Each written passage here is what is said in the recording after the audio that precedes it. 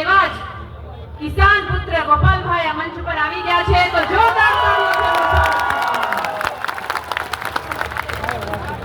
આજે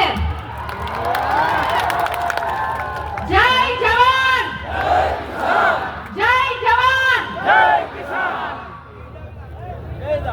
આજે શ્રી સરદાર વલ્લભભાઈ પટેલની જન્મ જયંતિ છે, એટલા માટે વીર વલ્લભ વિનહૂત અને શિરોનમો સરદાર, આઝાદી આપી ગયો એ ધરતી પુત્ર સરદાર. નતમસ્તક વંદન કરું છું સરદાર સાહેબના ચરણોમાં.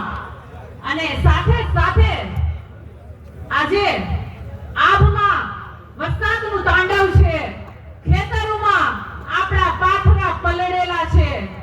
આશાનું બી વાવ્યું હતું, પણ આ કિસ્મતે આપણી આરે દગો કર્યો અને આ સરકારના દગાના કારણે આપણે આવડો મોટો ખેડૂત સમાજ અહીંયા ભેગો થયો છે. હું મારા હાવજ જેવા ખેડૂતોને નતમસ્તક વંદન કરું છું, અભિવંદન કરું છું. મંચ ઉપર બિરાજેલ પ્રદેશ અધ્યક્ષ ઈસુદાનભાઈ ગઢવી, ધારાસભ્ય શ્રી ગોપાલભાઈ ઇટાલિયા, એમએલએ શ્રી ચૈતરભાઈ વસાવા, મનોજભાઈ સોરઠિયા, જોયેલબેન સહિતના યુવરાજભાઈ, દરેક યોદ્ધાઓને પણ નતમસ્તક વંદન કરું છું. કારણ કે મારી માતાઓ આ ક્રાંતિનું મંચ છે, આ યુદ્ધનું મેદાન છે, અને જે દિલ્હીમાં અને ગાંધીનગરમાં બેઠા છે ને એના પેટનું પાણી નથી હલતું, આપણા અધિકારનું હનન કરે છે, ત્યારે આપણે અહીંથી હુંકાર કરવાનો છે, હુંકાર કરવાનો છે. એ લોકોએ શું કર્યું, એ લોકોએ કયો વિકાસ કર્યો, ખેડૂતોની પીડા શું છે, બહેનોની વેદના શું છે, આ આપણે પડવું નથી. કારણ કે રોજ છાપામાં જોઈએ છીએ, મોબાઈલમાં જોઈએ છીએ, આપણને ખબર છે કે રોડ ઉપર કિસાન પરેશાન છે, ગળા ફાંસા ખાય છે, માતાઓના ગળા વેતરાય છે, કિસાનોની દીકરીઓ રાડો પાડે છે હળદરમાં કે અમારા પતિને શું કામે લઈ ગયા, અમારા ભાઈને શું કામે લઈ ગયા, અમારા બાપને શું કામે લઈ ગયા. વેદના આપણને ખબર છે. પણ મારે આ ભાજપને કેવું છે, મારે આ ભાજપને કેવું છે કે તમે બોટાદમાં તાળા માર્યા, અમારા એપીએમસી માં અમારો ખેડૂત ભેગો થયો, તમારા કડદા પ્રથાના વિરોધમાં તમારી સામે અવાજ ઉઠાવ્યો, તમે બોટાદમાં તાળા માર્યા. અમે ત્યાંથી હળદરમાં આવ્યા, હળદરમાં અમે અવાજ ઉઠાવ્યો, પણ ત્યાં તમે અમારા વાહા ઉપર લાઠીઓ વરસાવી અને જેલમાં બંધ કર્યા. પણ આજે મારે કેવું છે કે જોઈ લો નજારો, આ સૌરાષ્ટ્રની ધરતી ઉપર જોઈ લો નજારો કે તમારા જેલના તાળા તૂટશે અને આ ખેડૂત સમાજના દીકરાઓ જલ્દી બહાર આવશે. વાત મારે તમને મારે લોકોને કેવું છે કે આપણે ડરવા વાળા નથી, આપણે લડવા વાળા છીએ.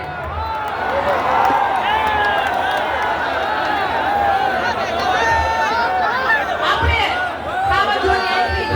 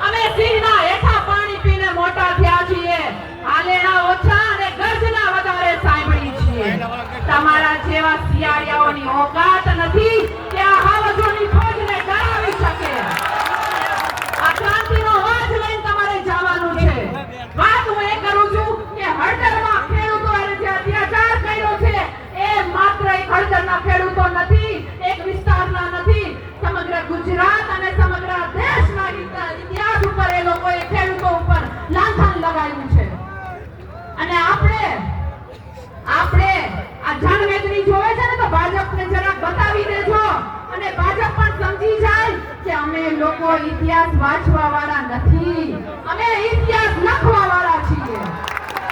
દેખા ભાંગીને ધાન ઉગાડીએ છીએ, પાટું મારીને પાણી કાઢીએ છીએ, કણ વાવી અને મણ પેદા કરીએ છીએ. મારી માતાઓ, અમે ડરવા વાળા નથી, અમે માંગીએ છીએ, અમારો અધિકાર છે. બાકી અમે દેવા વાળા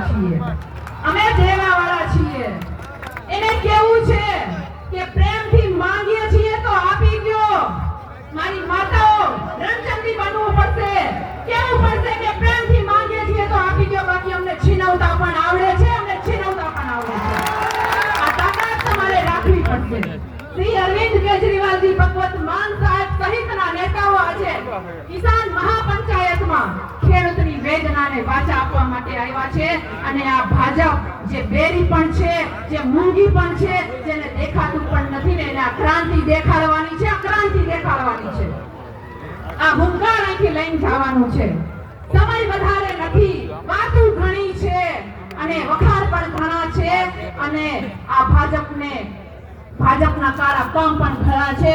હું મારી વાણીને વિરામ આપું ને એ પહેલા મારે એટલું જ કહેવું છે કે આ ધરતી ઉપર અમે સોના વાવીએ છીએ, પસીનાથી સિંચીએ છીએ, અને જ્યારે અમારી એપીએમસીઓમાં જાય છે ને ત્યારે અમારું સોનું ધૂળ બનીને તમે લ્યો છો ને, એ વાતની વેદના છે.